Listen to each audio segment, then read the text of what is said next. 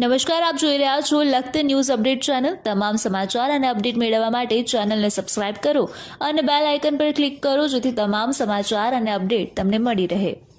લખતર તાલુકાના વરસાણી ગામમાં રાત્રિના સમયે અજગર નીકળતા વન વિભાગના કર્મચારી દ્વારા તેનું રેસ્ક્યુ કરવામાં આવ્યું। રાજપીપળા અને ભરૂચના જંગલમાં જોવા મળતા અજગર નર્મદાની કેનાલમાં ઉતરતા પાણી સાથે સુરનગર જિલ્લા સુધી તણાઈને આવી જાય છે।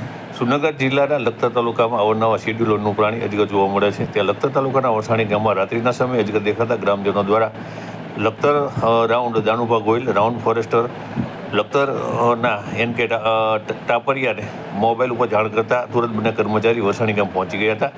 રાત્રિના 11 કલાકે આશરે 7 ફૂટ લંબાઈ અને 15 કિલો વજન ધરાવતા અજગરનું રેસ્ક્યુ દાનુભા ગોયલ દ્વારા કરવામાં આવ્યું હતું। સાથે ગ્રામજનોને અજગર વિશે જાણકારી આપવામાં આવી હતી કે અજગર શેડ્યુલ વનમાં આવતું પ્રાણી છે। અજગરને કોઈ પણ પ્રકારની ઈજા પહોંચાડવી તે ગુનો બને છે। રેસ્ક્યુ કરવામાં આવેલ અજગરને સુરનગર જિલ્લાના થાનગઢ તાલુકામાં આવેલ માંડવ વીડીની અંદર ખુલ્લા વાતાવરણમાં સહી સલામત રીતે છોડી મૂકવામાં આવ્યો હતો। ત્યારે લખતર તાલુકાની અંદર અજગર નીકળવાનો સિલસિલો જારી જ છે।